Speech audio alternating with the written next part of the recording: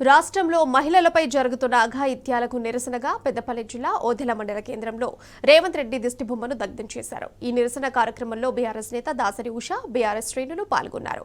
ప్రశ్నిస్తే అక్రమ కేసులు పెట్టి వేధించడాన్ని దాసరి ఉష తప్పుబట్టారు. అక్రమ కేసులు, నిర్బంధాలకు బీఆర్ఎస్ నేతలు భయపడరని, రేవంత్ సర్కార్ను ప్రశ్నిస్తూనే ఉంటామని దాసరి ఉష తేల్చి చెప్పారు. దిష్టిబొమ్మని నేడు ఓదెల మండలంలో ఎంఆర్ఓ ఆఫీస్ ముందు మరి దిష్టిబొమ్మ దహనం చేయడం జరిగింది. మరి ఏ దిష్టిబొమ్మను దహనం చేసినందుకనైతే ఏ చోట నుంచి అయితే ఇక్కడ ఉండే బీఆర్ఎస్ నాయకులందరినీ కూడా మరి పోలీస్ స్టేషన్కి తీసుకుపోయి వాళ్ళని రిమాండ్ చేయడం జరిగిందో, వాళ్ళపైన ఎఫ్ఐఆర్ పెట్టడం జరిగిందో, మరి అదే చోటు నుండి నేడు చేస్తున్నాం. మరి పోయినసారి బీఆర్ఎస్ నాయకులు ఎందుకు చేసిండ్రు? ఎందుకంటే ఈ రేవంత్ రెడ్డి గారికి, ఈ కాంగ్రెస్ ప్రభుత్వానికి పాలన చేత కావట్లేదు.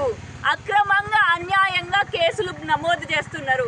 అదే విధంగా పాలించకుండా, మన తెలంగాణలో సస్యశ్యామలం చేయకుండా కేవలం ఒక ప్రతీకార పాలనతోటి మాత్రమే సాగుతుంది అని. మరి మీరు ఎలాంటి పాలన చేస్తున్నారో పెద్దపల్లి చూస్తున్నది. పెద్దపల్లిలో ఎన్ని అఘాయిత్యాలు ఇప్పటి వరకు, ఎన్ని అక్రమాలు, ఎన్ని మర్డర్లు జరుగుతున్నాయో, ఏ విధంగా పెరుగుతున్నాయో కూడా చూడడం జరిగింది. మరి వీటన్నిటికీ తక్షణమే చర్యలు తీసుకోవాలి అని చెప్పేసి నేను పై అధికారులకు, పోలీస్ పై అధికారులకి, కమిషనర్ గారికి కూడా తెలియజేసుకుంటూ, ఖచ్చితంగా మా బీఆర్ఎస్ చేసేటటువంటి ఉద్యమం, మా పార్టీ చేసేటటువంటి ఉద్యమం తెలంగాణ బిడ్డల కోసమే.